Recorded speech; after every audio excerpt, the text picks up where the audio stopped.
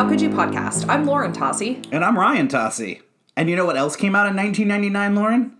The Talented Mr. Ripley, The Phantom Menace, 10 Things I Hate About You, Office Space, Toy Story 2, The Insider. So if you guys can't tell, Ryan still very upset about the films of 1999 that did not get nominated for Oscars. I'm writing my letter to the ABC network now. You let me know how that goes. Right. You waited right outside by the mailbox to wait for that post to come in. So, Lauren, all right, so this week we are going to be still talking about the Academy Awards, but we're talking about the 2020 films that have been nominated here in the 93rd Academy Awards. So last week was our history show, and I think we're going to be talking a lot about films, so I think we can, forego the Tossi's takes this week. I agree. Most of this episode is going to be about our takes on all these films. But kind of wrapping up last week's history episode, and most notably your history, one of the nice things we got some feedback was a lot of people really liked your passion for the Oscars. Like, they said that really came out. I totally agree. It's why I love the Oscars. And it was a highlight of the show. Now, there was one story that we missed last week that I think really sums up both your fandom and being a fanatic of the Academy Awards. It's a quick little story, but I think it's important. Do you remember a trip to the Grand Canyon with our two friends, Holly and Joe? Oh, I do. Do you remember big hole in the ground. end of that said day, almost killing our tour guide due to the Academy Awards? Here's the thing. He's fine, everyone, if you're panicking and thinking, now we're a part of this, we're accomplices to her crime, but mainly because they all held me back. So we... if you don't know this, so we were in Las Vegas and, staying up very, very late at night, and then... Or very early. Or very early, depending on how you want to look at it, and then boarded a very early bus to go out to the Grand Canyon, because after a night in Vegas, who doesn't want to be in the middle of the desert? So we get on this bus, and it's quite a few hours to get to the Grand Canyon from Vegas, and we had this tour guide who I thought would just make, a few, contextual, nods of, oh, here, fun fact about this thing, every once in a while on this bus trip. But he talked the entire time. My man did never. Shut up, the whole ride. And this would be fine if that's what you were there for, but I wanted some peace and quiet, some looking longingly to the desert. So at one point, we're in the middle of the desert, and there happened to be, a few, scant structures, kind of look like houses, and then some, RVs, in the middle of the desert. And this was on the way home after a very long day in the sun, walking the Grand Canyon. Yeah. Scooch of sun poisoning. Yes.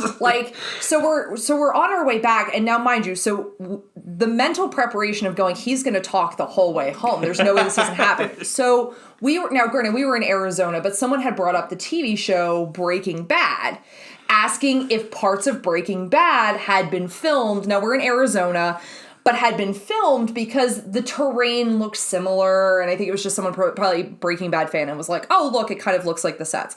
So he had to explain. He was like, no, but he's like, but the actor from that, he won the Oscar for Best Acting in a TV show, and literally, I both froze and lunged at the same time, like a cobra who knows they must attack. And the way in which you and Holly and Joe all whipped your heads around, and the best was just seeing Holly and Joe's heads just peek up from over the chairs and start turning their head back to you. Yeah, and then he just kept going. He's like, "Yeah, Bryan Cranston, he won an Oscar," and I'm like, no, he did not. I was so angry. And I was so angry, and I had to just sit there. I'm like, okay. And probably, a good portion of our audience right now does not know the difference between an Emmy and an Academy Award, but... One means something, one doesn't. Oh, that's not true. I don't really mean that. I just obviously have my favorites. Yeah, that was a very, very funny moment. It was a very tense moment, I think, for all involved. Because I think he saw murder in my eyes. I looked like a deranged woman with been in the sun. Perfect topper to this guy that just never was. I mean, he had a plethora of information. I will give him that. But he was an almanac. It was incredible. Like, it was incredible. And that comes from me. And if you're sitting there thinking, like, Lauren, I've had conversations with you where you have nonstop talking for hours.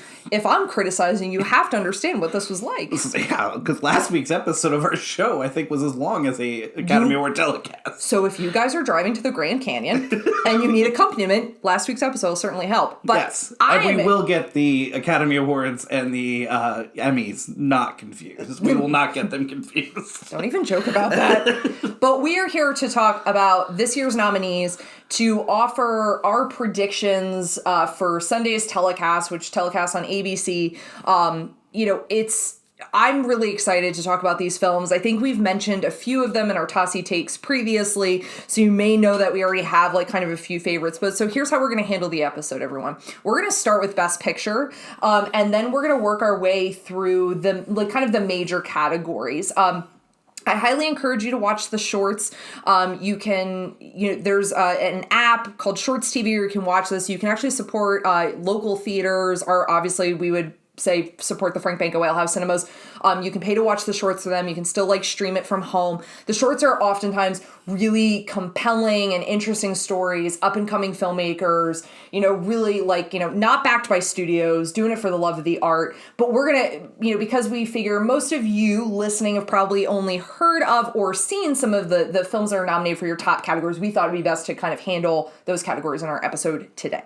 Yeah, and then we're going to do a big deep dive into film editing and followed up by buckle makeup in, guys. and hairstyling. Yeah, it will be 45 minutes on its own. Before we start, I think it's fair to say that we do an Oscar bet every year. We do an Oscar bet every year. And so we fill out a ballot right before before the broadcast, and then usually, we have some type of award, for whoever wins. One year, we've had posters in the past, making dinner. Funko Pops. We were just behind on dishes. Somebody had to do the dishes. Yeah. There were just things like that over the years. But this year, you, the audience, are going to be part of our bet in that this year's bet will decide what episode 9 of our season 2 will be. So whoever wins will get to choose what episode 9 is, and the other cannot veto it. So I just already know what you're gonna pick. And the audience doesn't, but I know. Yo, it's very important that I win this. The smallest bit of power I will take. Before we get to the individual categories, though, a little note on spoilers. Yeah, so a little housekeeping here just for everybody. These are new films out right now. A lot of people may not have seen them. And what we're going to do, this is going to be a bit of a spoiler light type of show. And what we mean by that is we're not going to give you away the big endings, any big twist, anything like that. But we are going to talk, in depth sometimes about some of these films. Some things, depending on how fresh people like going into a movie, you may, hear some things that you didn't know or, may not want to know. So we just want to kind of give you that heads up, so whether you want to hear, this episode. Yeah, so go watch all 8 films real quick. They're up for Best Picture, and then come back. So we're going to start with the biggest category, which is Best Picture. Mm-hmm. So the films nominated this year are The Father, Judas and the Black Messiah, Mank, Minari, Nomadland, Promising Young Woman, Sound of Metal, and The Trial of the Chicago 7. Quite an interesting array of storytelling style and content and subject matter. And this is a funny thing with this category to me. I heard just The Ringer the other day, if anybody's familiar with that, talking about that they thought it was a down year. And I've been trying to wrestle with that idea if these are best picture type films. And, I think in the end, I want to say, yes, all of these films deserve to be in the conversation of nominated for Best Picture.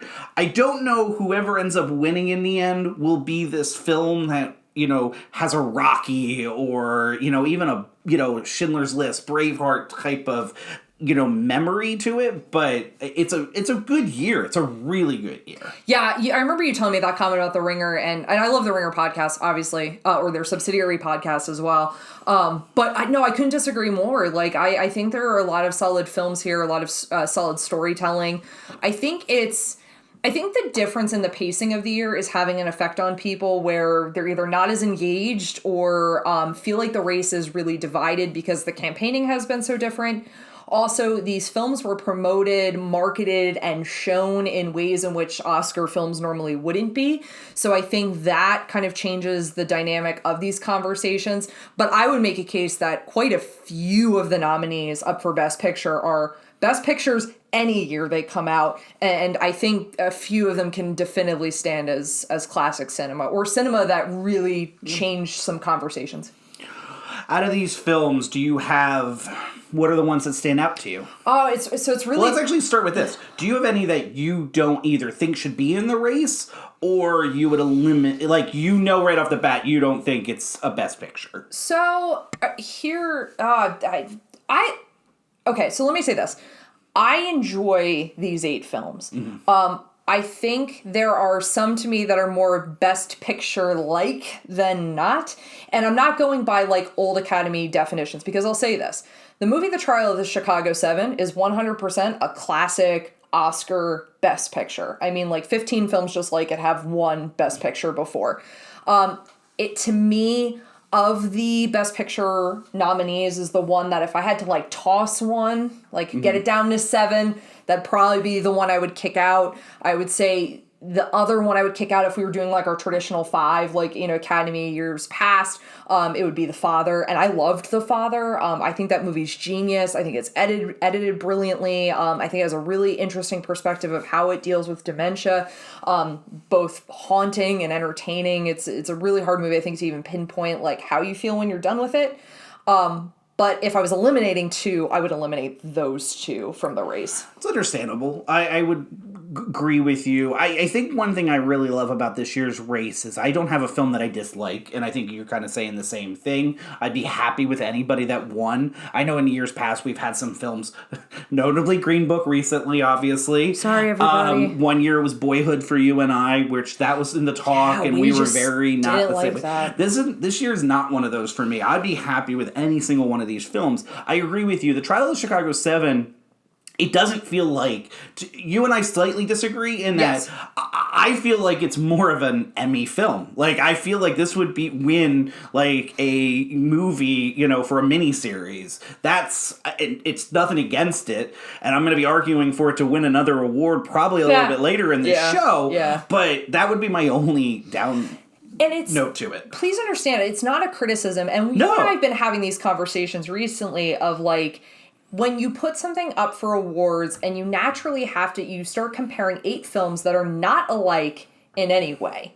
So then you're comparing things that don't feel like they should be compared. But the problem is I'm like, if I'm thinking about The Trial of Chicago 7, it's a good film. It's got really great performances. It's got an amazing script because, like, love or, like, hate Sorkin, like, the dude's handling on quick-paced dialogue is just, immense and legendary. I feel like you would be great for Sorkin's. Stop it. That's, like, the nicest thing you've ever said to me. But I honestly, to me, it's run-of-the-mill in terms of directing. And I think that's the mark to me against it, is I don't feel like it innovates or does anything particularly special. Okay. But there are definitely films on this list that I do think do very special things. All right, so let's go there. Let's get back to the more positive. The ones that you think, should be... Because I think, maybe you could tell me, do we think that... I know there's a front runner...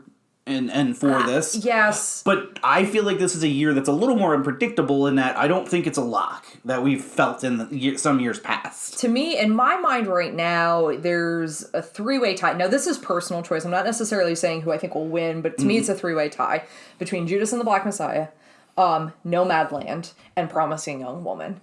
As we'll talk about, I'm sure, throughout this, my affinity, love, passion, fandom for Promising Young Woman is really intense. It is a film that the more I think about it, the more I love it. It's something I would definitively watch again, and I'm not saying it's an easy watch, but I would definitively watch it again and again. I don't think it wins Best Picture. I don't think that happens. If it does, you will not find a happier Lauren on Oscar. All right, maybe there are other years where I've been even happier about Best Picture, but, like, I'd be stoked if it won. I think the thing is that when I watch Promising Young Woman and Nomadland and Judas and the Black Messiah, I can definitively look at each of those films and go, there is something really interesting happening here. There's innovation happening. There are important stories being told. The perspectives on how these stories are being told is not tired.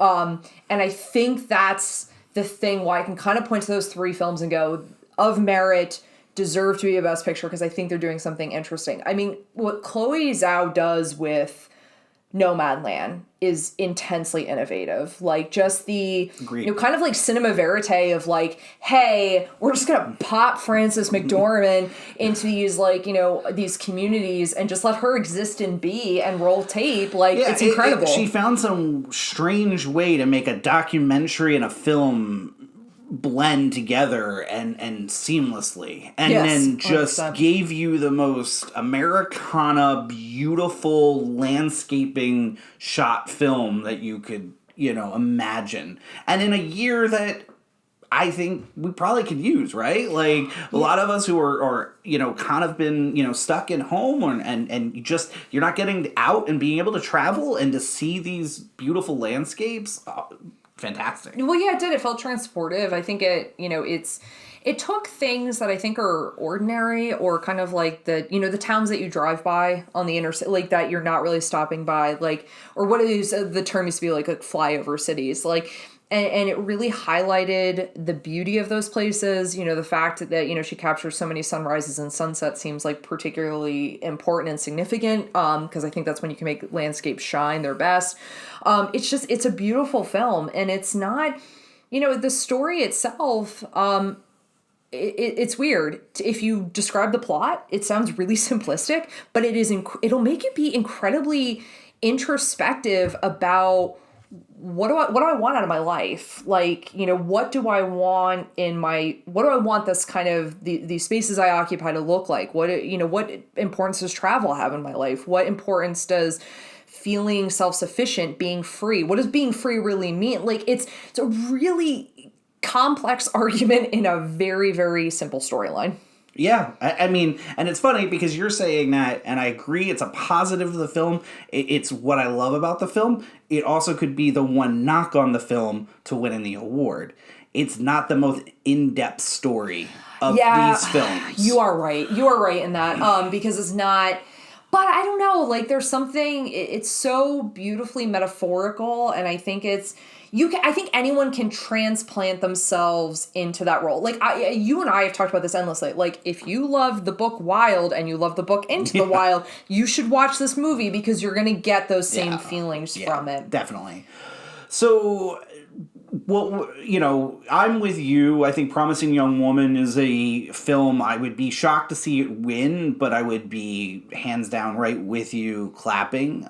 It's a film that has increasingly built up in my love for it. The more it sat with me, it's and it's funny because I'm going to use The Father and Promising Young Woman here in the same. You take two very difficult subject matters, and for different reasons can be very triggering subject matters.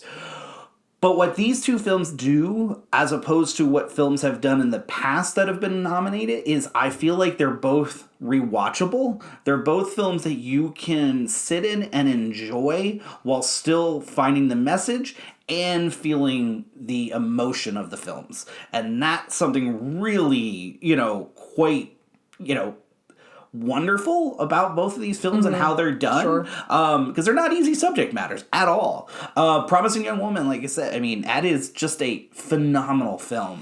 And I think that movie where it's challenging is, I think, it plays to audiences differently, and I think it's a movie that meets you where you are and then tries to push you over the edge. I think because it I think celebrates its kind of discomfort. Like, it knows it's pushing you and trying to get you to have like hard conversations. I think for certain audience members, hard introspective looks. I think for other audience members, kind of a having to recognize something or recognize aspects of, kind of the toxicity of a certain type of culture. Like it's a challenging film. And I hate saying this because it can sound so vapid or so like congratulatory towards a film in a non-specific way, but it's an important film. And it really is. Like, so I can't recommend that enough. Now I'll ask you because so obviously I took off my 2 that I wouldn't want on there. Do you have favorites? Like, I mean, obviously Promising Young Woman, I think, sat with you in a really interesting way. The Father, I know, was pretty challenging. By the end of it, you kind of just, you sat there for a while with it. I did. That's literal, not figurative. The Father, we talked about this last week. The Father's one of these Academy Award films that I would have stayed away from. I'm like, I wouldn't have wanted to watch it. But we wanted to get to all the best pictures, so we sat. I'm really happy I did. It is weirdly suspenseful and really well done. Anthony Hopkins' performance is outstanding. Directed, the music that they use. So I really appreciate that film a lot. I don't think it's the best picture, so I agree, from that standpoint. I think really I would sit, the 3 I sit on and is Nomadland, Promising Young Woman, and Sound of Metal. Oh, I didn't see that coming. Yeah. And this hurts me because if anybody knows, when we did our year-end review, we put Mank as our favorite film of the as of the year. Yeah, we haven't even talked about that yet. It's because we had not seen these films yet. And that's just sometimes how it works out. And this is nothing. My love for Fincher, and I want to be sitting here, and I think there's so much merit to that film, and I want everybody to see it. But I just think these other 3 are completely in a different, category, and for all very different reasons. Sound of Metal was probably my most surprising film of the year. Because I thought it was one thing going into it, and that film gave me something completely different, and it didn't talk down to its audience. Where you had, everything didn't have to be force-fed to you. It was the way that it was cut, the way that it was, done. This journey of this character that I think in other past films would have been over the top. And that's not what they did with this. Like, you just cared about this character. Oh, yeah. And again, a lot of times I think in different films you wouldn't have. And if you don't know much about The Sound of Metal, it's a film. It's about a drummer in a hardcore rock band, I guess would be punk, Screamo. Yeah. Band, and he's a drummer, and he starts to lose his hearing. And that's not a spoiler. That happens literally at the beginning of the film. And it's him coming to terms with that and coming to grips with that, and him trying to find the journey of understanding what that means for him and what the next steps for him. And it's just outstanding. It really is. And honestly, so you were talking about how it doesn't talk down to its audience, and I think the important thing to know here is that it is a movie that makes you have to figure out timeline in terms of how much time has elapsed at certain points in the film.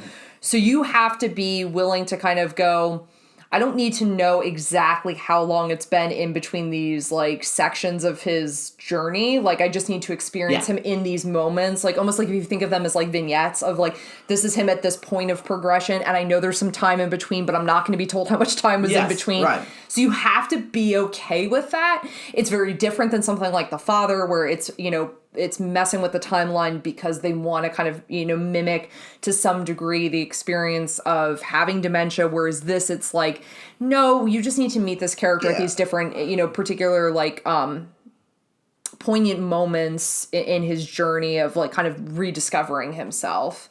I mean, you said it brilliantly. Like, it's a great film. And that's, like, I don't even like not having it in my top 3 because it's so great. But I don't think, I don't think it wins. Gosh, so no, it's not. It's not going. Not by a long shot. So now we have to talk about Minari, because Minari's really got a chance to win this thing. Yeah, 100%. And a lot of the recognition very deserved. I read or I heard, I should say, an interesting quote about the film. Someone said, you either love it or you like it. And I thought that was a really interesting, because normally you hear things talked about as, like, love it or hate it. But so my experience with Minari is that I would say until like the third act, I was like in.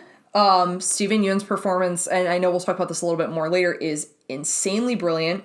The grandmother figure in this is so electric, so electric. But there's and I don't want to give anything away, but the problem was there's a moment that happens towards the end of the film, and I wanted another like 15 or 20 minutes from the film, and it ended, and I still have not been able to reconcile how I feel about that. I know I feel unsatisfied.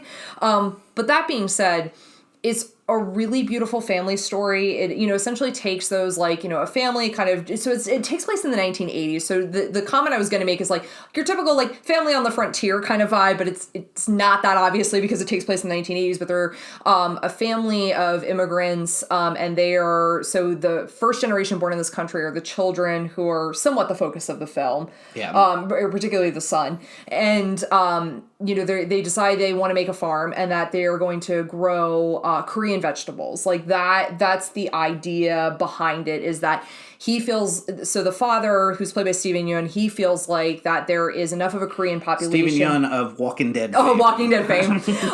He feels like there's enough of a population of Korean immigrants, like where they live. Now they moved to Kansas. And they make the decision that, like, he feels like the cities, like, around Kansas, like, so you're thinking about your southwestern corridor, that there's enough of an interest that he would be able to, like, kind of mass produce and then ship these vegetables. They had, like, very steady work in San Francisco, and then they moved to do this, and that, like, kind of is the setup of the film. I think it was Arkansas.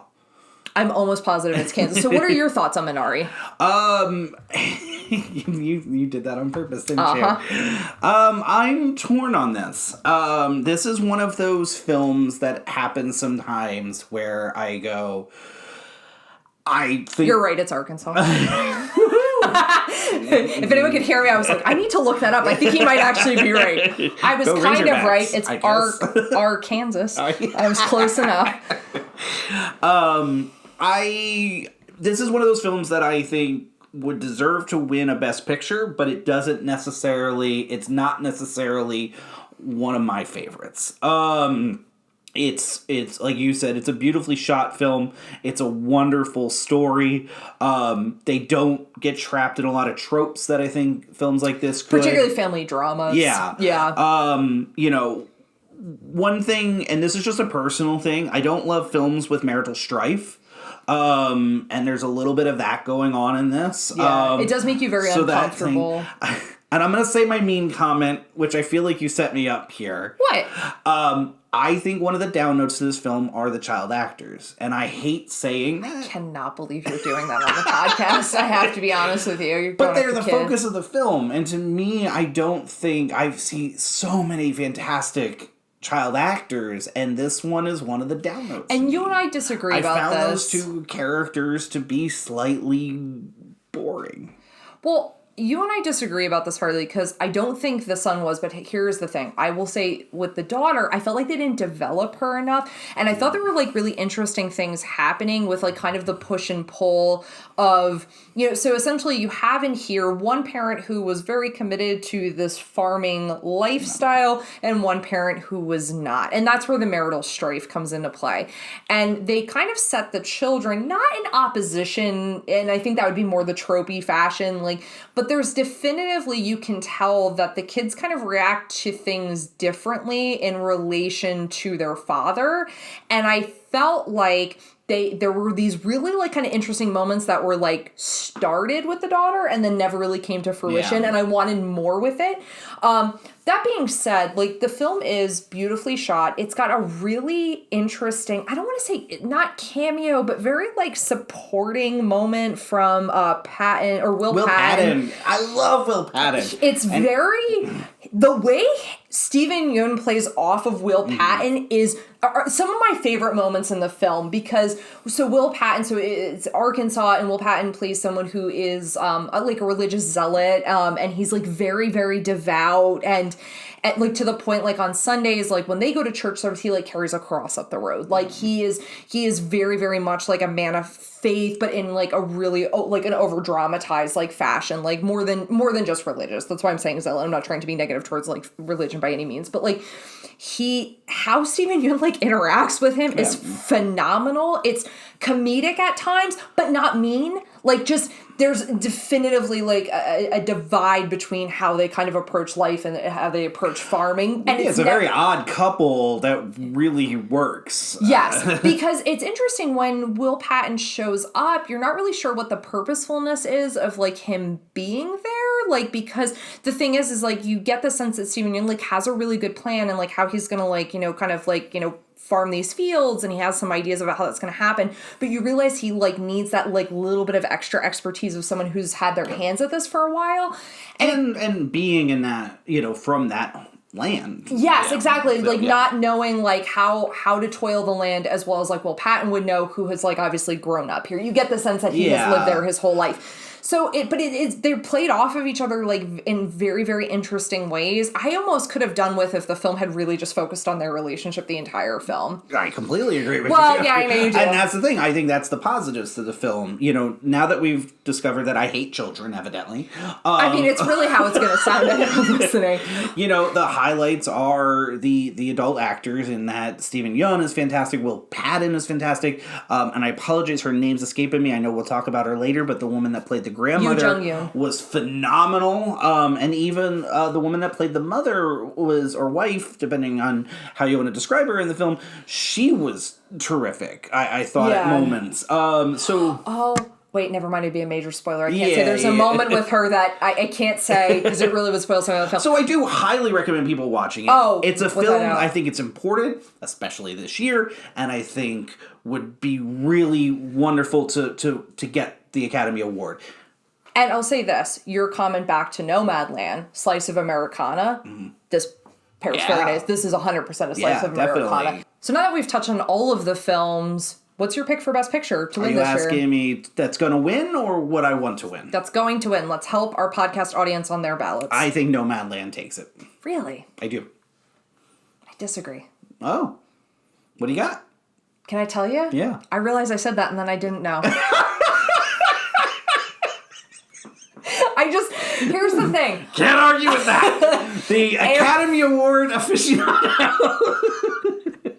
Airtight logic I'm bringing to this episode. I just want the audience to know this is how I end up actually beating you some years in the Academy Award ballots, is because you sometimes pick with your heart. I do. I get too precious about it, and I can't see what the clear, like... You play to win the game. Keep your sports out of my week.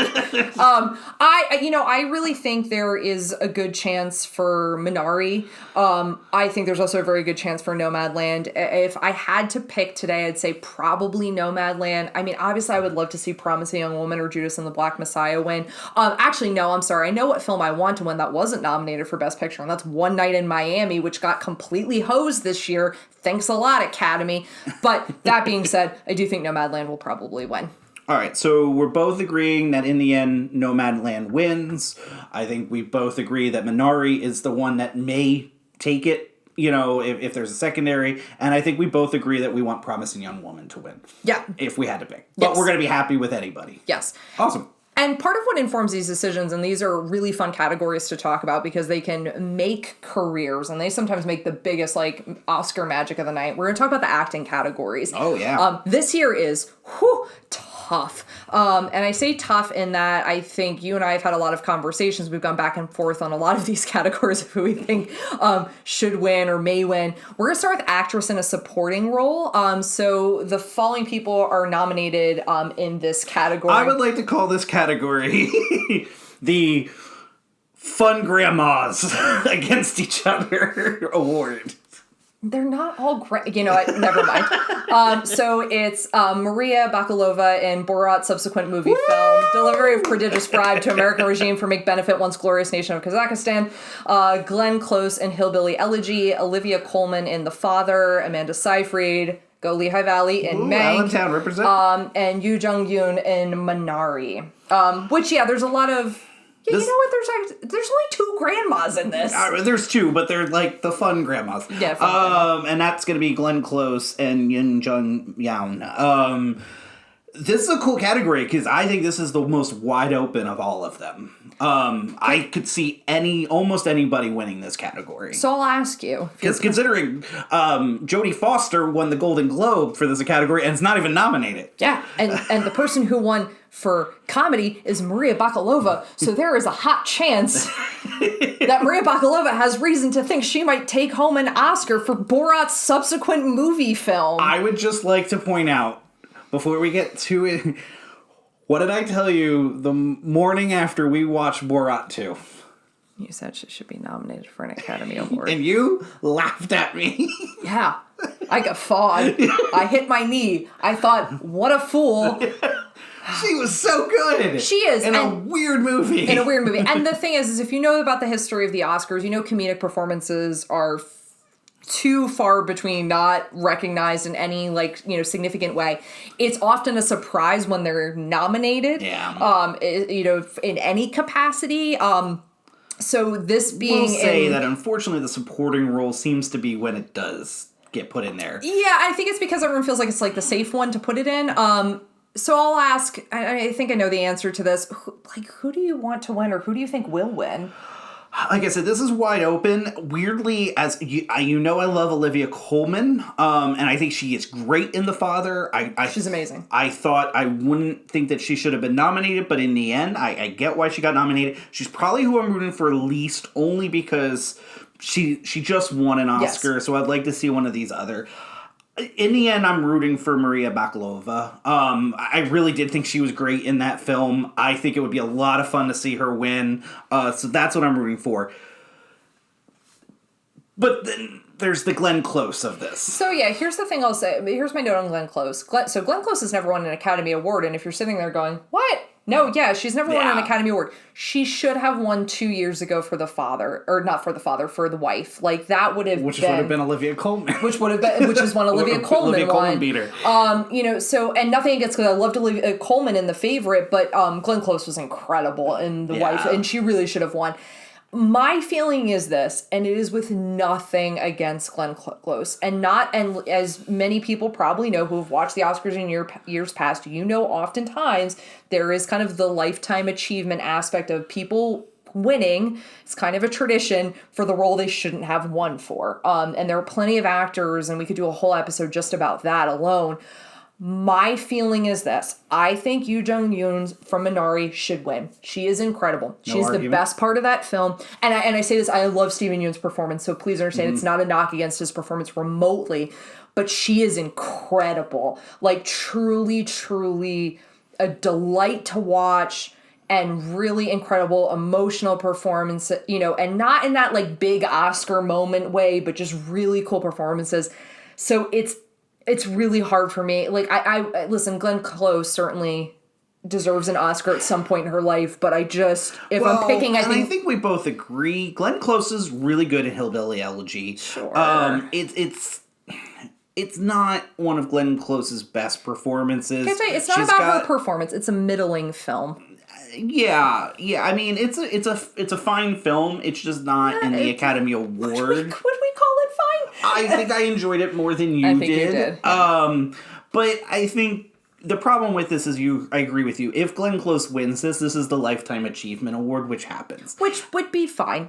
And it's hard to argue. No, because she's amazing, and she should get to have an Oscar. And Amanda Seyfried is so good in Mank. Fantastic. By far her best performance ever. She completely redeems Marion Davies as a personage in pop culture, and she should 100% be awarded for this film. It's an incredible performance. Again, and I know it's probably sounds so weird because we're talking a lot about how much we love Mank, but we're not picking it. I mean, honestly, I'd love to see Amanda Seyfried win. That would be incredible. I think that'd be a really beautiful Oscars moment. The problem is, it's just the performance from Minari exists, and that's what makes this year kind of hard. Yeah, I think it's a cool category. I'm excited for it. So that all being said, Ryan, who do you think is going to win Best Supporting Actress? I have no idea. When I say it, mockery abounds. No, I really don't. I think in the end it goes to Glenn Close. I think she gets the Lifetime Achievement Oscar. Yeah. But I would love to see, again, Maria Bakalova. I could see this being a really split category year where a lot of love gets divvied up. I have no idea. I'm excited to see what happens. I think there is a really good chance that Yoo Jung-yoon wins for Minari, and I think that'd be a really cool moment. That's who I'm going to say. I'm going to pick that. I think that performance has a good chance. So moving into actor in a supporting role. So here we have Sacha Baron Cohen for The Trial of Chicago 7, Daniel Kaluuya for Judas and the Black Messiah, Leslie Odom Jr. for One Night in Miami, Paul Raci for Sound of Metal, and Lakeith Stanfield for Judas and the Black Messiah. So I'm going to throw it right to you. You're going to hear a little bit of a complaint from me in a moment, but I want to know because I think you're going to be excited about this category. Oh, yeah, and I know who I think should win, and I feel 100% about it, and it's Daniel Kaluuya for Judas and the Black Messiah. I want to see him win that. He has an incredible performance, my favorite performance in this category. It's hard because if you're saying, it's, and this is the only thing I worry about come Oscars night. I worry that the love for Judas and the Black Messiah could get split, and that's how he could end up losing, which would be upsetting to me. But I love to see Daniel Kaluuya win this. In many ways, I know you and I have had the conversation of like supporting actor versus lead actor in that particular film is really challenging because I think you think that Lakeith Stanfield's the lead in the film. You have to have a lead at least. Yeah. Choose I think Lakeith Stanfield is it. I have a big problem with both of them being nominated in this category because this happened with The Favorite a couple of years ago, but this one's even worse because you took your two key people and you put them in supporting. What are they supporting if there's no lead actor? Like, they're both, you can't both be in supporting actors. So I have a big problem with that. And this issue came up with The Favorite with Olivia Colman, Emma Stone, and Rachel Weisz of, like, how do you determine who is the lead? But at least there they chose. They ended up going with Olivia Colman.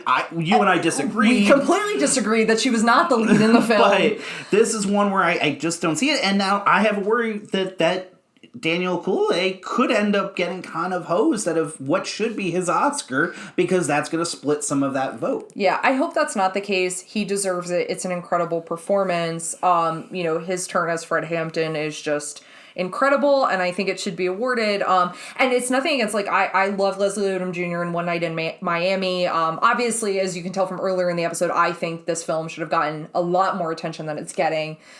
Which I'm sure we'll talk about the directing category. But I also thought there were several other members of the cast of One Night in Miami that also should have been nominated. My Name to Me was the hugest snub. I mean, I don't know if there's really another snub through this Oscar. Bloods. Yeah, Da 5 Bloods probably. Yeah, you're correct. Yeah. You're right. But so it's one of those things. Like, I 100% hope. Now, here's the thing. I think Sacha Baron Cohen is the best part of The Trial of Chicago 7. I will say that I think his performance is the best in the film. Yeah. I absolutely hate Paul Raci in Sound of Metal, which means he's doing his job well because I hate his character.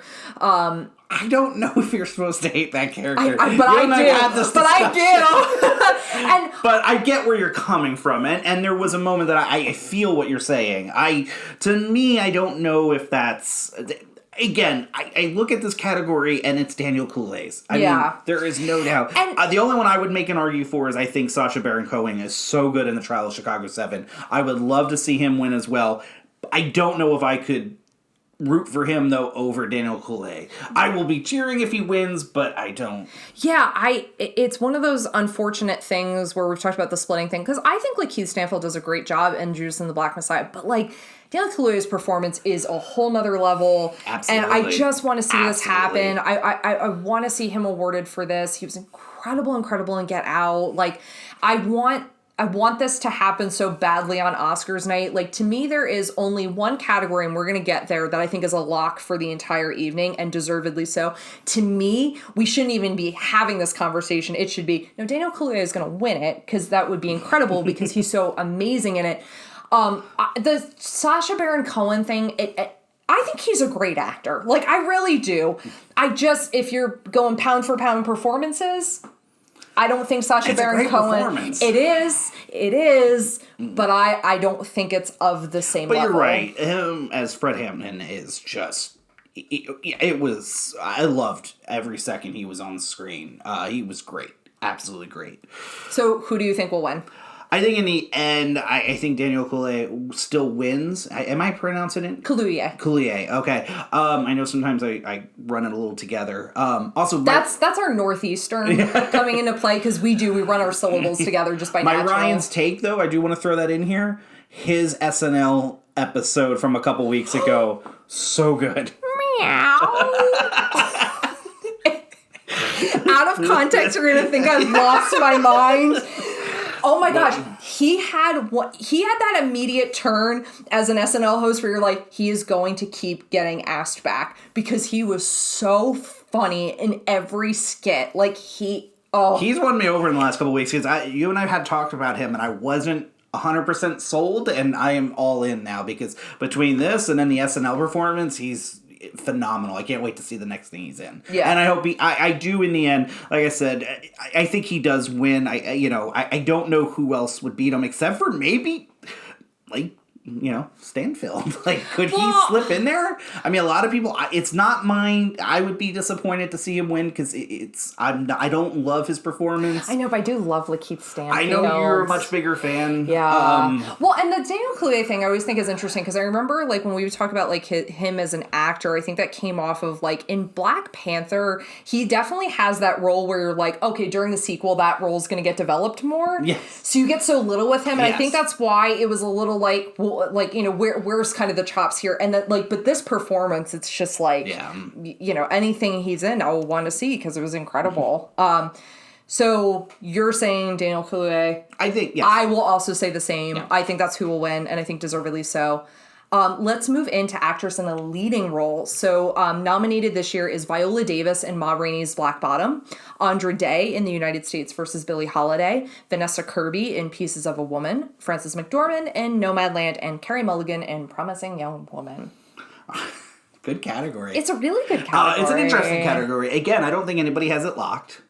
Oh, well, I know one person that does not have. Well, I was just about to say, let's get that out of the way. And I will say, out of all of these categories we're talking about today, I have seen all of them, but the film we're about to talk about.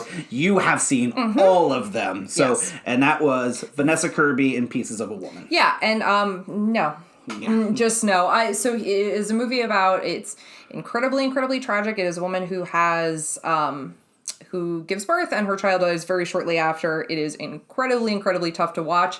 But not in the way where I would go, yeah, that was tough, but worthwhile. It was tough, and honestly, I'm going to say it as harshly as I mean it, a waste of my time. I did not love her performance. I liked Vanessa Kirby a lot in The Crown.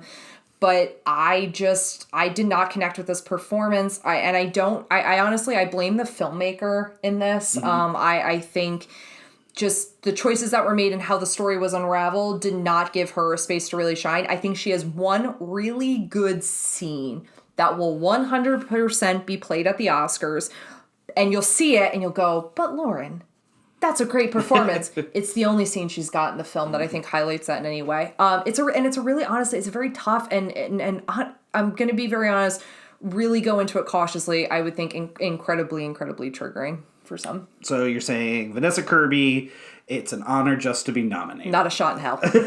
And it's actually why I checked out of it. The film had no interest to me because it just felt like I just didn't want to sit in that world for that long, emotionally. Oh, it's got the marital stripes. And then I knew that Vanessa Kirby really didn't have a chance to win this, so I did decide to check out on that one.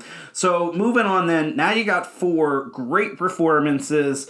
Really anybody's game. Don't make me pay. Right? Give it to them all. Like, let's have a little bit of a Mean Girls moment at the end where they break the Oscar and just toss it out to the audience. Don't say such sacrilegious things. In this household, you do not break an Oscar. You just give out 4 Oscars. Don't say if you break your Oscar, they have to come and fix it. They do. It's insured. You can't sell it without selling it back to the Academy first for $1.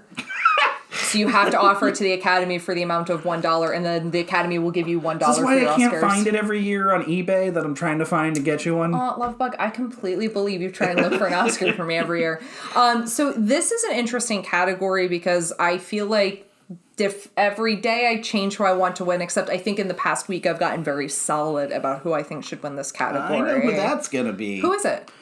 You're going to go Carey Mulligan. Nope. No, I did not see that coming. So here's the thing. That's who I'll be rooting for. To me, I am rooting for a tie between Carey Mulligan and Viola Davis.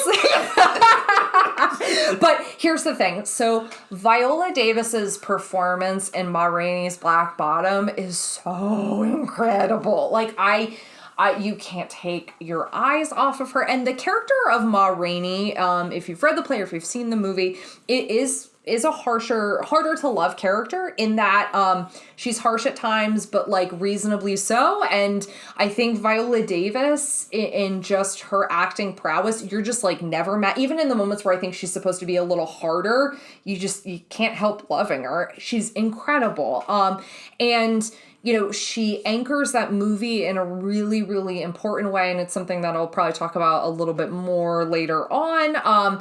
But I just love her performance, and I remember just being mesmerized. But I mean, that's kind of every Viola Davis performance. I'm just mesmerized when she's on screen because she communicates so many layers. She has a scene in Fences, which is also part of the Pittsburgh cycle of plays written by August Wilson, that breaks me in two. She's just incredible in everything she's in. But Carey Mulligan, oh my gosh, she's so great in Promising Young Woman. She's so incredible. And I know it probably sounds redundant. It's funny when you and I are like, during this conversation, are like, they were great. Yeah, they're nominated for an Academy Award. Well, of course they're great. But no, I don't think I'm saying that with Vanessa Kirby, though. But like, and here's the thing, like Frances McDormand in Nomadland, it's an incredible, very subtle performance. Honestly, to me, when I'm watching it, I just feel like I'm watching Frances McDormand. So in terms of like, Frances McDormand does a lot of really cool things with smirks and very silent moments in that film that I think are why she's deservedly nominated. Andra Day makes an incredible Billie Holiday in a movie that I don't think you and I believe is terribly well directed. Right, yeah. I thought it muddled some of the story of Billie Holiday. She makes an incredible Billie Holiday, and it's a really great performance. I think sometimes the reason I don't talk about it more glowingly is just because I wasn't a huge fan of the film and how they structured the story of Billie Holiday, because this was, so if you don't know, the story behind it is looking at Billie Holiday performing the song Strange Fruit, which was a song that brought attention and awareness to lynchings, and how the U.S. government essentially would set her up to get arrested on sometimes legitimate, but oftentimes because they were set up, and sometimes trumped up drug charges because they didn't want her to perform Strange Fruit, or the places that they would kick her out of, or, essentially the many times that she was arrested for trying to sing a song that was bringing light to a very important issue. And I just felt like I wanted them to focus even more in that, and it kind of pulled away at moments I didn't think it needed to. But that being said, Andra Day is incredible.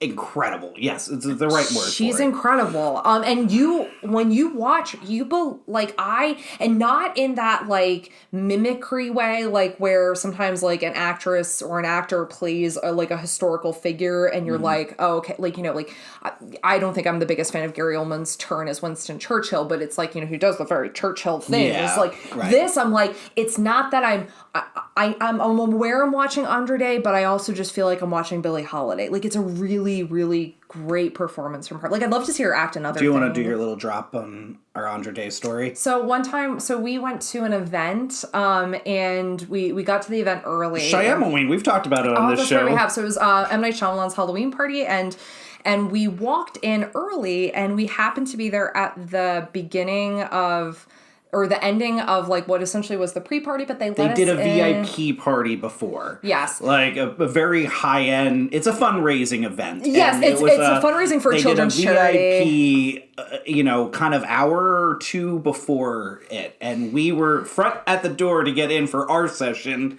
And so happy we did because they let us in early, which was really nice of them. Like the people at the door were really sweet and they let us in early. I just still don't exactly know why, because we're the two biggest goobers in the world. Why would you let us in early to a VIP event?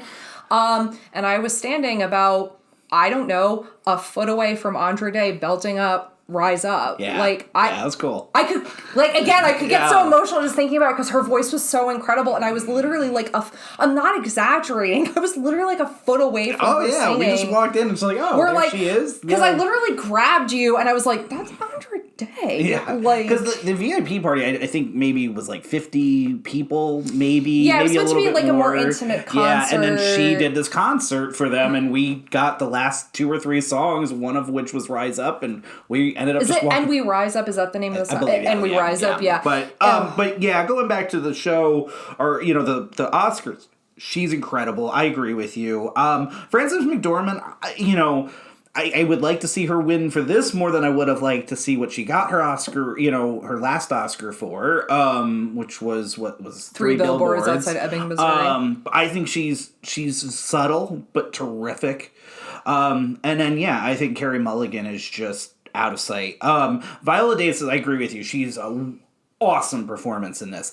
I think she doesn't win for 2 reasons. The next category we're about to talk about, and because I think they're going to give out the love to this film in that category, and I think because she just won an Oscar a couple of years ago. Which is stupid because this movie should be up for Best Picture. Kind of, the love kind of gets spread out, and sometimes, unfortunately, great performances suffer because of that, and this would be one. Yeah. Although, I can't, again, Andra Day is incredible. I think Frances McDormand, Carey Mulligan just does something she hasn't done before in this film. Yeah. And really becomes this character and is just wow. Yeah. And the thing is, I'll say this about, kind of that, how Oscar spreads the love. If you've heard us, talking about this, oftentimes, people will vote for, well, if I voted for a movie in this category, maybe I'll vote for this different movie in this category. So then, everybody kind of gets to be a part of the party. Oscars doesn't live sweeps as much as it used to.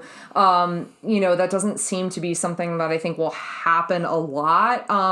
Especially considering they're gonna stack the Best Picture that from now on, starting next year, will always be 10 Best Picture nominees. I'm great with that. Me you? Too. Oh, I love that. Yeah. I love that implementation of that rule. I'm actually going to have something to say about that in another category in a second, too. So I think it's interesting, you say that about this, because I will say, I thought Ma Rainey's Black Bottom was going to be up for Best Picture. I was very confused when it wasn't. One Night in Miami and Ma Rainey's Black Bottom not being up for Best Picture was very confusing to me. I kind of thought those were locks. But I'll ask, so closing out this actress in a leading role category, who do you think will win? Andra Day. I think Andra Day wins. You think Andra Day won? I think she wins it. I'll be rooting for Carey Mulligan, but happy with Andra Day, and I think she takes it home. I also think Andra Day is going to win. Gotcha. Yeah. I think, two, I think sometimes it can be either really beneficial or really work against the person if it's the only thing nominated for a film. Right, yeah. Because I think it can either be it's that outstanding that nothing for the film got nominated, but this did. Yeah, and that happens a bunch. I mean, what was it? Marion Cotillard, I know. Yeah, for La Vie en Rose. So, and that's how she takes home her Oscar. Mm-hmm. So, and God, Oscar loves a biopic. Yeah. I will not call it biopic, don't make me.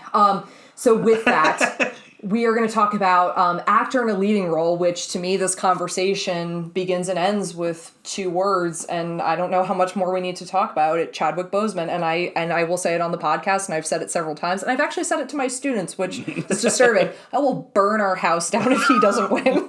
Please, Academy, we just moved in. All of our stuff is up. It's Chadwick Boseman. And for 1,000 reasons, and all of them, every micro thing he does in that performance, I mean, it's, and I really hate using this verbiage given the circumstance, performance of a lifetime, and it's really hard, and that is going to be incredible. It's going to be an incredibly emotional moment at the Academy. I have a student who painted me this beautiful portrait of Chadwick Boseman because he knew such a fan of his work. So he painted me this beautiful portrait of him, and I've had That on my board with a countdown to this many days left until Chadwick Boseman is an Oscar winner. I can't see it any other way. And I see that role winning any year, any circumstance. Great. That performance Absolutely is great. everything.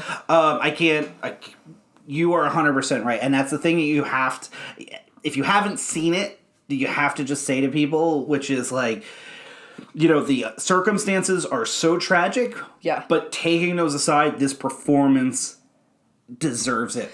Yeah, and please understand, like, I know I'm being, and anyone who knows me knows I'm woefully hyperbolic with things, Yeah.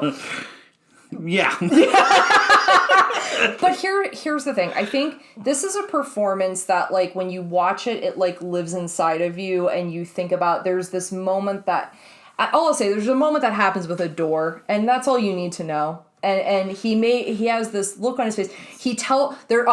The other one, when he tells the story about his mom, and he just has that slight, like, twitch in his eye.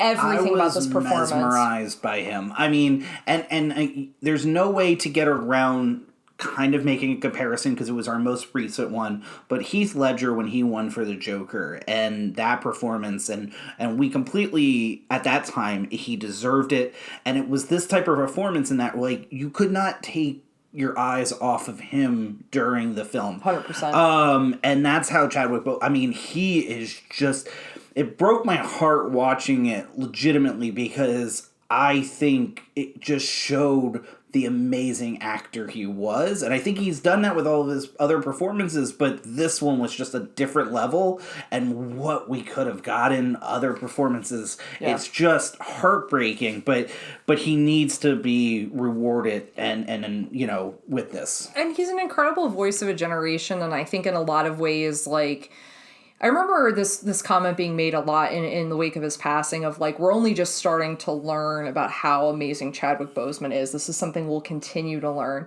And I think it's the way in which people tell stories about him, the legacy that he's going to leave behind, even outside of, like, his acting performances. But, anything you watch him in, he's the most incredible part of it. Like, it doesn't matter what you're watching, your eyes go directly to him because there's just something about how he emotes that's so magnetic. It's impossible to not be completely entranced by his performances. And this is, completely in line with that. And yeah, it's going to be a really somber moment at the Oscars, but a really important moment too, because, I remember you and I having conversations when Black Panther was nominated for Best Picture, talking about Chadwick Boseman should be up for an award. And honestly, Michael B. Jordan should be up for supporting actor. I remember us having conversations about that, but knowing, unfortunately, it wasn't going to happen because it's a Marvel movie, and yes, that's me being negative towards the Oscars, like, but this has to win. I just can't see it any other way, and it is with no offense to the other performances. It would be shocked, and it's not even like you don't even have another performance in here that holds a candle to it. No. And nothing against it, because here's the two things I want to say about the other. We've talked a lot about Steven Yeun, so I don't think we need to really rehash that. Gary Oldman is terrific as Mank, but no, at the moment. The two things I want to say, though, Anthony Hopkins in The Father is phenomenal. Interesting to note, he is the only actor this year in the categories that was nominated last year, too. I thought that was just interesting. Oh, that is interesting. Yeah, and out of all the acting categories, 11 of the people are first time, which I thought was cool. Pretty cool. He does something. Again, I thought it was going to be very Anthony Hopkins, but he did something special with that role in The Father.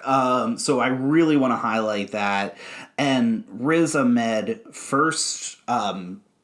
So he's the first Muslim actor to be nominated. Which, let that pour over you for a second. Yeah. And which is, it's weird to still have these first, I'm saying, in 2021.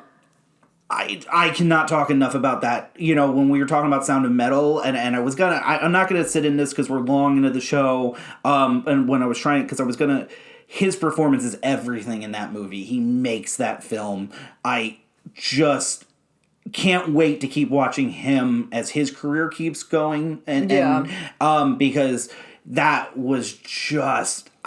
I just cared so much about him. He made me care so much about him. He's going to make a face at points that all right, so I'll just be very honest. We tried to watch this one night, and we got to a scene, about 20 minutes into the movie, and he made a face, and I went, I can't tonight. We need to turn this movie off. You got emotional. I got really sad. Yeah. I got really sad because his performance was really...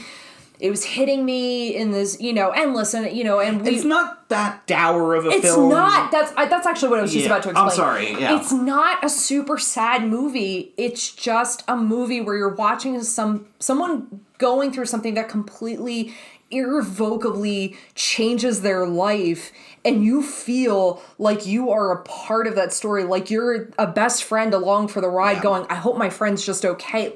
That's what his performance does. And even at that, I'm saying that performance doesn't hold a candle to Chadwick Boseman's performance. And that's what makes it such an incredible year. Yeah, a different year. I'm rooting. I'm saying he needs to win this. Completely. But in the end, Chadwick Boseman, hands down. I don't think we need to. I would say, really honestly, the Riz Ahmed and Anthony Hopkins comments you're making are incredibly astute because, Anthony Hopkins plays charming and terrifying and sad and just really heart-wrenching all in one movie, and in the best way that Anthony Hopkins can. And again, another kind of very entrancing actor, and Riz Ahmed will, kind of hit you in the feels in ways that you're not expecting, and that's the really cool thing about this. And I would say, if you've not seen Sound of Metal yet, watch Sound of Metal. It's a really, especially if you have any interest or love of music, I think it can really hit you in a different way. So, but I think we both agree. Chadwick Boseman takes it. Chadwick Boseman, right on. shocked if it wasn't. Yeah, I really will. I will probably stare at the screen for 15 minutes, with mouth agape if he doesn't win. So this takes us to our directing category. Now we've talked about these films, most of them. One of them we haven't talked about because it's not been nominated in any of the categories we were discussing. So this is a really interesting year. So we have in the directing category Another Round, directed by Thomas Vinterberg, Mank, directed by David Fincher, Lee Isaac Chung, director of Minari, Chloe Zhao, director of Nomadland, and Emerald Fennell, the director of Promising Young Woman. Really interesting directing year. And again, you could not have a more divergent set of stories. And a nicely diverse, category this year. Yes, certainly I know we talked a lot in the last episode. As you know, the history of the Oscars and representation is dicey at best, and that is probably a kind word to use for it. So this year you have two females, which, most years there's not even if you got one in, it'd be... Right. They'd write 5 articles about it and pat themselves on the back for having quote-unquote representation. So this year markedly looks different. There had been 3 nominated before this year? 3 total. Nominated before this year. 92 years. There have only been 3 women nominated for Best Director. So we got 2 this year. Can you imagine the party we're having? It's and then the reason, and obviously I was very, very salty about Regina King not being nominated. I don't know if you can tell at this point in the episode. I loved One Night in Miami. Yeah. I was blatantly shocked and angry when her name wasn't said. And also because I hadn't seen Another Round yet, so I was like, who's Thomas Vinterberg? I don't care. And that was definitively a really incredible directorial debut. I'd like to also highlight directorial debut. And she does incredible things with making which should be a claustrophobic hotel room, feel very big and spacious and dynamic. But that being said, let's talk about the directors that actually are nominated this year. Yeah, it's a good category. The one thing I want to say before I forget it and before we get talking here, this is a category that they need to expand. It needs to be 10. 100%. It's gotta move it up. You gotta... Academy, listen to what this guy just said. If you don't do 10, you gotta at least open it up to 7 or 8. It's too small of a category. You're now getting to 10 films as of next year for Best Picture. So you're telling me half of those directors aren't, we've got 10 acting categories between the two. You and I've talked about it. We don't think that they should split it to a female-male, category, but open it up. And I believe you should start getting more representation that it deserves. You hope. You hope But that's what happens. That's a big thing I need to say right off the bat with that. No, and listen, and part of that conversation you and I were having about splitting it, there's already a kind of a problem with the Academy thinking about things in terms of like binary gender, which I think is already kind of a problem to begin with. And I think it's like, no, it's just about like representation. It's about more, and I do think... But even at that, it's just about good directors that are getting left out. Yes, that are getting left out like year after year, where you're like, how are these directors being ignored? How are they not more part of the conversation? And it gets like really disheartening. And I completely agree with you. How can you justify 10 best pictures and say, but there are only 5 directors? Like in the other categories, I could kind of understand it because you start dividing on technical boundaries. So it's like a film could be really great with makeup and hairstyling, but maybe not the sound design. Like that stuff starts to make sense to me. But like directing to... you got to open that up. But that's our pitch to the Academy. As for this year, I have no problem with any of these directors being nominated. You can't see, audience. My wife is making a face. I'm gonna guess. Are you coming at my boy, or are you coming at Vinderberg? Because I know you're coming at one of them. So here's the thing. All right, I love Mank. And I love David Fincher. David Fincher should always be nominated. I really like Regina King's One Night in Miami. But see, this is where the another round comes in. I think we need to talk about that because, like you said, it's not up for any acting. It's not up for best film. Can I paint a scene about another round? So another round is a Danish film starring Mads Mikkelsen, who is everyone's favorite. He looks like a villain as soon as he walks into a room. Mads Mikkelsen, and it's a story of 4 teachers, a gym teacher, a psychology teacher, a history teacher, and a music teacher who read a study that suggests that if you keep your blood alcohol level at 0.05 consistently throughout the day, that you'll lead a healthier, more confident, happier life. And a little more, like, kind of in tune to your day, right? Yeah, it's like this weird, like that'll almost like help your mental acuity if you keep this consistent blood alcohol level. So these like 4 teachers decide to embark on this project, and as you can imagine, to varying degrees of success. It is a movie that I felt really oppositional towards because I had not seen it before the nominations had come out. As I've said, I thought Regina King should be nominated, so it was like, who is this guy, Thomas Vinterberg, coming in and stealing that last spot? I can kind of understand everyone else, but this one I didn't understand until I watched the movie. And the problem is now I understand. Because it's really hard for me to make an argument that did not deserve to be nominated for Best Director. Totally disagree. What? Really liked the movie. Yeah. Was really surprised by the movie. Yeah. And I'm happy it got a nomination because I would have probably never seen it. And I'm really happy. Regina King for One Night in Miami way outdid this. So I didn't know if that was like my kind of my feelings about how much I love that film. I could probably name about 3 other films too that I think, I didn't think the directing was so... Listen, there's a backstory with this, and we won't get into it on the show, but read up on it. That's tragic and really interesting about the director. So for him, I'm very happy he got this nomination. And again, it's a really good film. We're cutting it down to 5 directors. This is not one that I would have. Oh, that's interesting. I didn't see you saying that. And here's the thing, as part of the reason why I wanted to be open to this film once we finally watched it was because I had like very harsh feelings about it going into it. So when we sat down to watch, I was like, I need to kind of open up my like head to this and maybe you're right. Maybe it's not necessarily about the directing. I thought it was a really interesting story, which the director wrote as a stage play first. Oh, interesting. So that's perhaps where I'm offering that credit.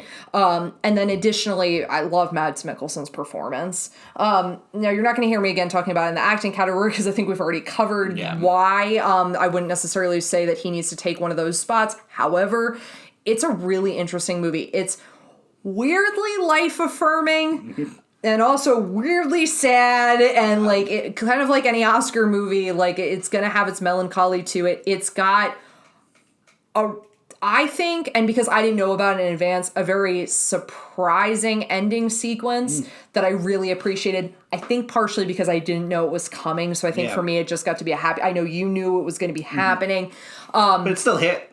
Still was good. I really love that end sequence. And it was a movie that kind of like, again, like a lot of these films, sat with a little bit. I thought about it a lot today. I had the song that's from the final sequence. It's also in the trailer, like stuck in my head. Kind of like that year when we had the song Hero stuck in our head from the Boyhood trailer. Oh, yeah. And like now, this is now stuck in my head this Oscar season. Mine is Paris Hilton.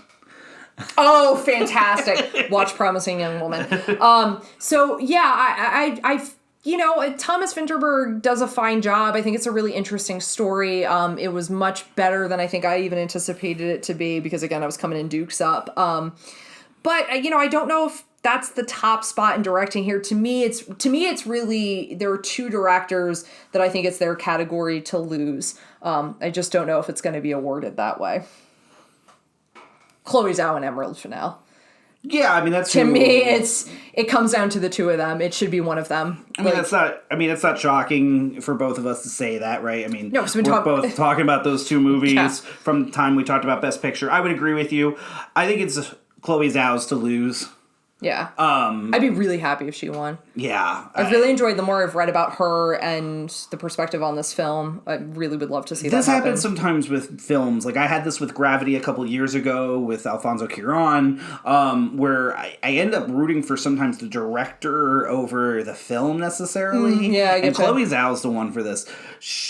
What she did with Nomadland, I would love to see it get rewarded for her directing before even the Best Picture. I think she did something really special with that movie. So if this splits, you would be really happy to see Chloe Zhao win for director and then Promising Young Woman win for Best Picture. Yeah, definitely. I mean, I'll be rooting. I mean, it's tough because it's like you're splitting hairs, right? Like Emerald Fennell, that's who I'd love to see. I mean, okay, and if you're listening to this and you didn't know this, she plays Camilla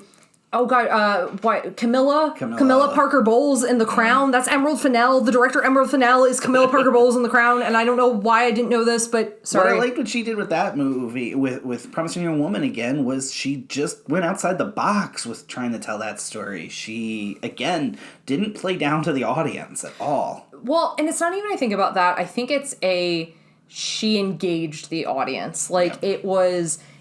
she's going to make you really lean into a story that's very hard to lean into. She's going to make you have to really be reflective about, in terms of, so if you don't know this about the film, it deals heavily with sexual assault. So again, like a very, obviously we talked about this as being a triggering topic. So if you don't know anything about the film,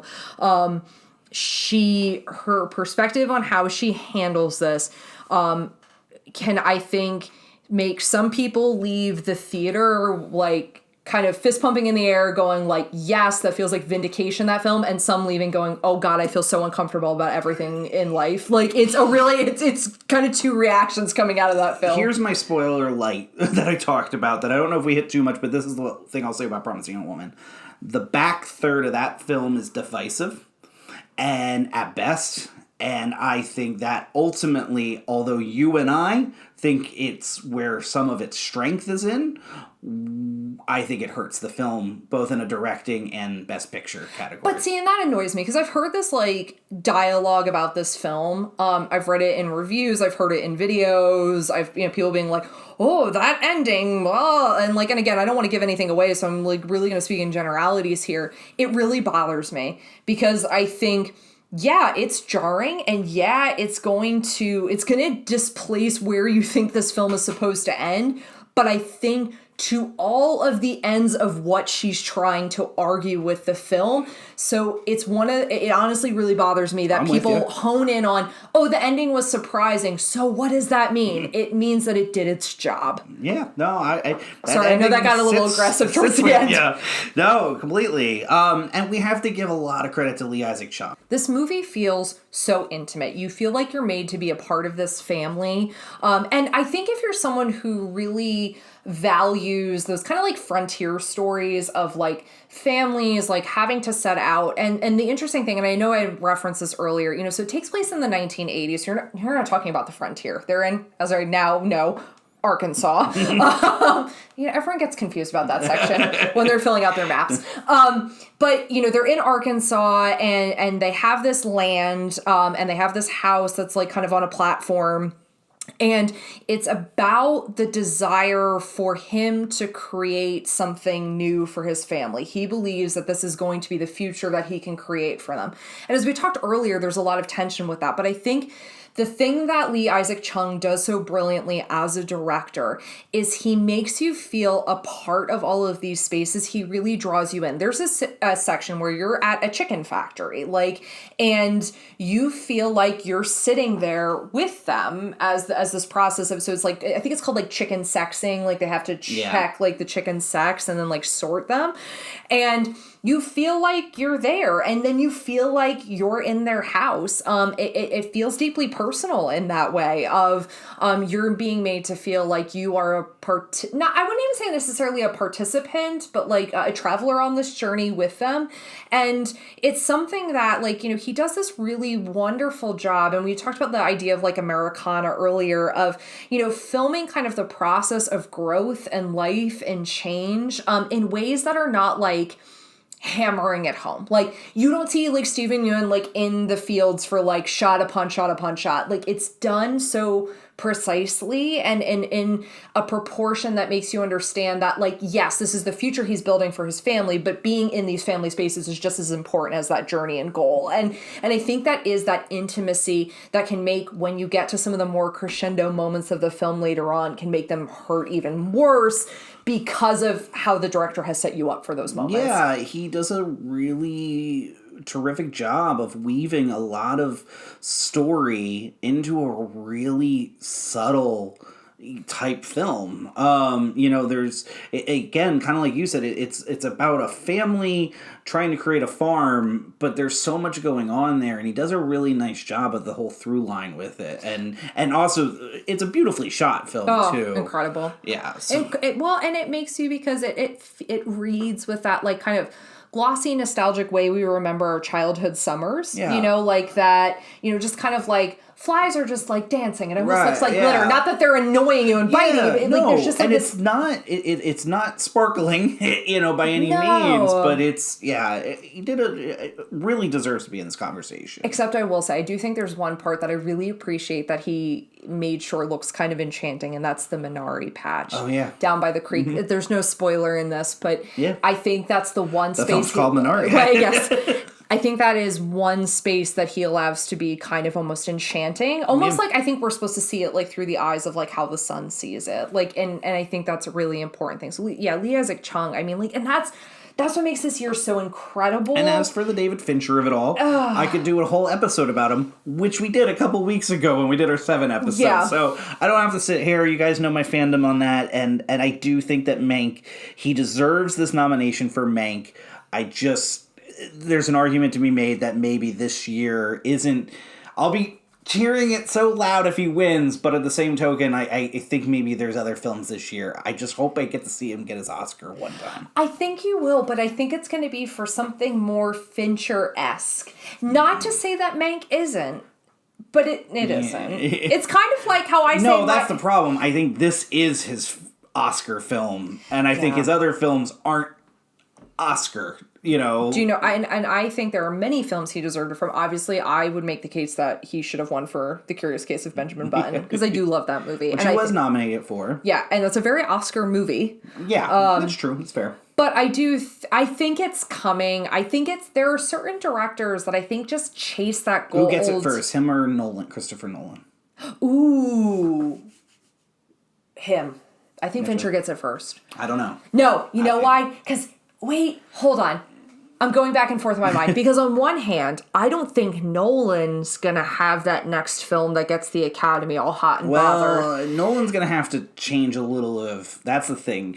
Fincher's films are all very different. They're very Fincher-esque. We talk about that. Yeah. We use that a lot. Yeah. But Nolan's films are starting to blend a little bit... together. And the problem is Fincher walks into the room with his finger in the air double barrel style.